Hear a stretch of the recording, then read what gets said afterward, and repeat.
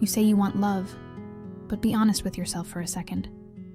Is it really love you want, or just the feeling of finally being chosen? That moment when someone looks at you and says, "You're important." It's a difficult question, but one that strikes deep. Because sometimes what we're really looking for isn't love, but validation. That desire to feel enough, to finally fill that emotional void inside us. Most people say they're searching for love, yet what they truly hunger for is validation. They want to be seen, accepted, and reassured that they're worthy. But mixing up love with validation is a trap, a pitfall that leads to emotional dependence, toxic relationships, and endless cycles of pain. When love becomes a currency, a trophy to win or lose, it stops being about connection and starts being about survival. Understanding this difference is the key to breaking free and finding true emotional maturity. There was a time when she believed she was in love, but looking back, it wasn't love. It was the craving to feel chosen, to feel worthy. Every message from him felt like proof that she mattered. But if a day went by in silence, she collapsed into anxiety. What she was truly chasing wasn't love. It was emotional validation disguised as affection. This confusion is more common than most admit. So many women find themselves in relationships where their sense of value depends entirely on being wanted. Not truly loved, but wanted, desired, noticed, prioritized. It becomes a cycle where presence means you're enough, and absence means you failed. But real love isn't supposed to feel like a scoreboard for your self-worth. Erich Fromm once wrote that immature love says, "I love you because I need you," while mature love says, "I need you because I love you." Most people are trapped in the first one without realizing it. They think they want emotional connection, when in fact, they're desperate to fill a hole inside themselves. A hole left by emotional neglect, rejection, or childhood abandonment. And this illusion? It's just the beginning of something deeper. She didn't just want love, she wanted it to mean something. Every kind word, every gesture of attention, became a deposit in the emotional bank where she kept her self-worth. When he pulled away, it wasn't just a breakup, it was bankruptcy. Her value plummeted. Why? Because love had become emotional currency, a way to prove she was enough. It's a trap many fall into. Love turns into a transaction. If I give you my time, will you validate me? If I care for you, will you make me feel special in return? And when the answer is no, or when the attention fades, it feels like personal failure.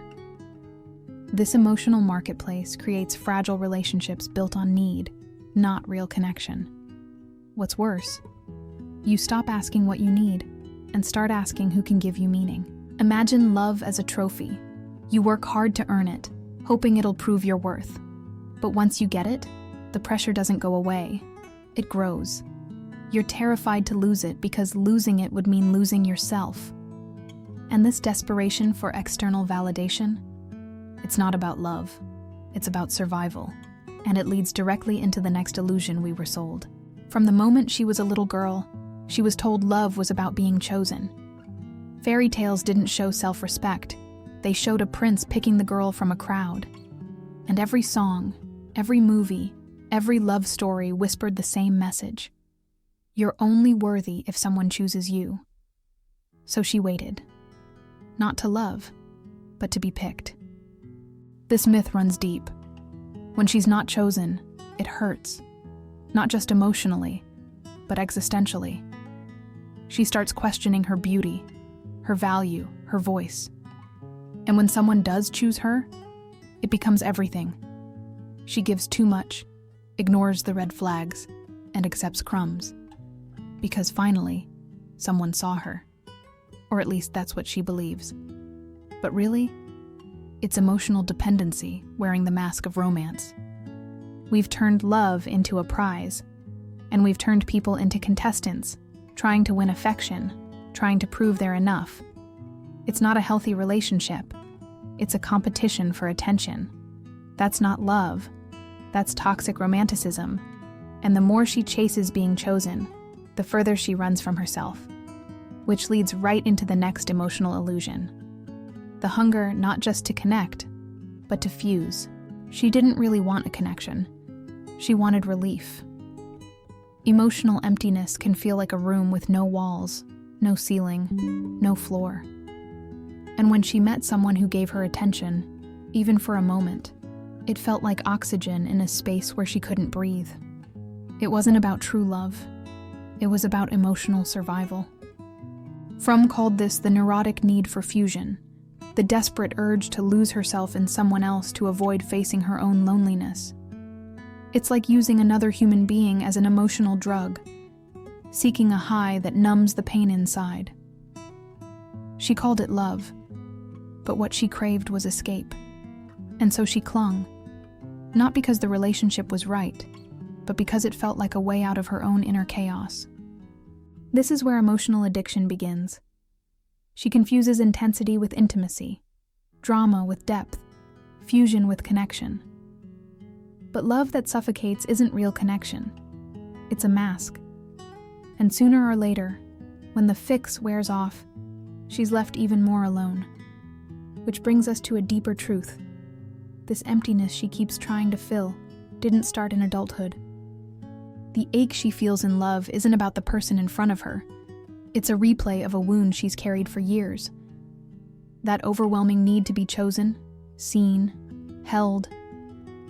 It's the voice of her inner child crying out for the affection, safety, and validation she never fully received. Emotional dependence often has roots that run deep, buried in forgotten moments of abandonment or rejection.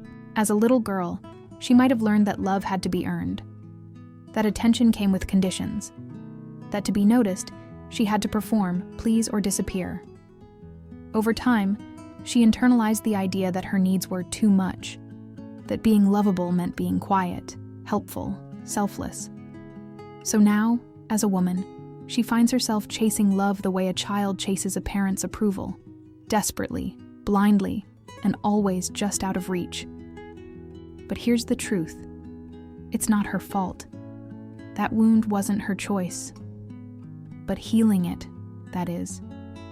And it begins by seeing herself with the compassion she was never taught to receive. Because once she realizes the love she craved was never supposed to come from someone else, that's when the shift begins. And from that point on, love takes on a whole new meaning.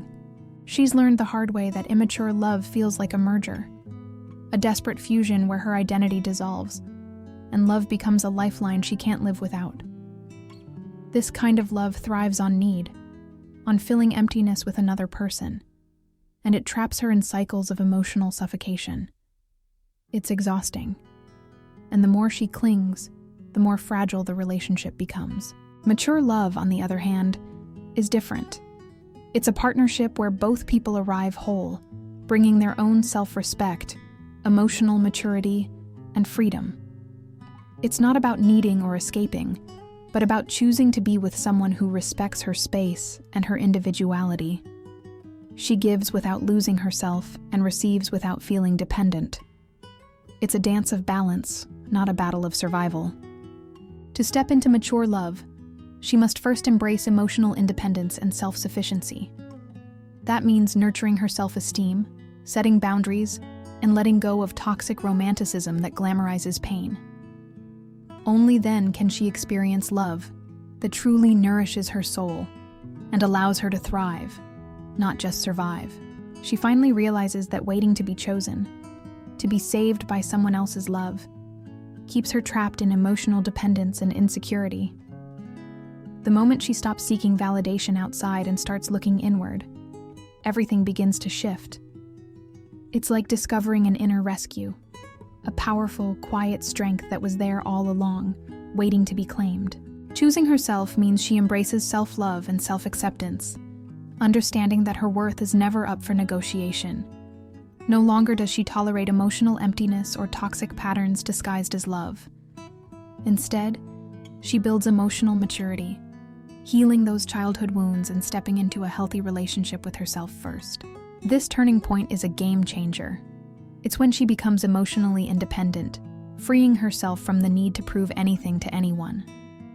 From here, true love becomes possible, not as a fix, but as a beautiful choice, a connection between two whole, self-sufficient souls.